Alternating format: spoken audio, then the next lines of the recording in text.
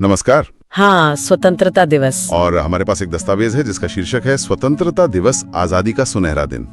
सुनहरा दिन। तो आज हम इसी के जरिए समझने की कोशिश करेंगे कि ये दिन असल में हमें क्या सिखाता है, जानी पहचानी बातों से थोड़ा आगे बढ़कर। बिल्कुल, देखते हैं ये दस्तावेज क्या कहता है।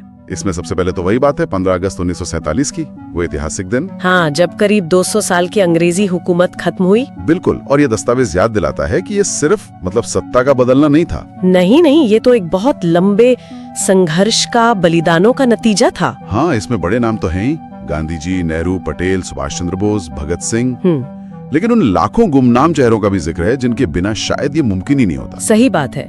और ये दस्तावेज इस पर भी जोर देता है कि संघर्ष कई तरह का था। हाँ, जैसे अहिंसक आंदोलन भी थे और क्रांतिकारी गतिविधियां भी। मतलब अलग अलग रास्ते थे, मंजिल एक थी। अच्छा।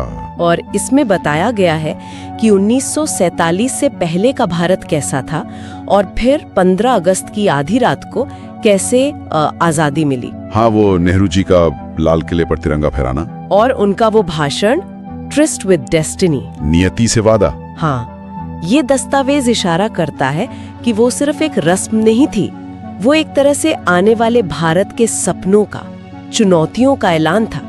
उम्मीदें थीं, जिम्मेदारियां भी थी। बिल्कुल सही कहा। तो इस इतिहास को ध्यान में रखते हुए ये दस्तावेज आज के दिन के महत्व को कैसे समझाता है? क्या सिर्फ इतिहास याद करना ही काफी है? नहीं, सिर्फ याद करना काफी नहीं है।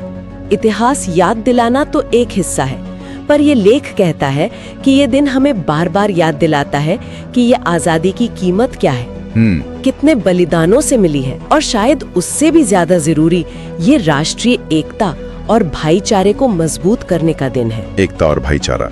हाँ, ये दस्तावेज देशभक्ति को सिर्फ नारेबाजी नहीं मानता, बल्कि एक गहरी भावना मानता है जो हमें जोड़ती है। और इसे मनाने के जो तरीके हैं उनका भी जिक्र है इसमें। हाँ, बिल्कुल है। जैसे प्रधानमंत्री का लाल किले से भाषण देना, स्कूलों कॉलेजों में कार्यक्रम होना, तिरंगा फहराना।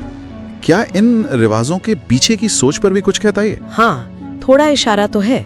जैसे प्रधानमंत्री का लाल किले से जो संदेश होता है वो सिर्फ एक भाषण नहीं माना जाता। अच्छा। हाँ, उसे राष्ट्र की स्थिति क्या है, आगे क्या करना है, इस पर एक जरूरी बातचीत की तरह देखा जाता है। और स्कूलों में जो कार्यक्रम होते हैं, परेड, गाने, नाटक, हाँ, वो तो होते ही हैं। वो सिर्फ मनोरंजन नहीं है, जैसा कि ये लेख बताता है। वो नई पीढ़ी को उनके इतिहास से, उनके मूल्यों से जोड़ने का एक तरीका है। अच्छा, मतलब उनका एक गहरा मकसद है। बिल्कुल। और घर घर तिरंगा फहराना वो एक सामूहिक गर्व का, अपनेपन का प्रतीक है। और वो प्रभात फेरी का भी जिक्र है। हाँ, प्रभात फेरी, सुबह सुबह जो देशभक्ति के जुलूस निकलते हैं, वो उस दौर के जोश को आज भी जिंदा रखने की एक कोशिश है।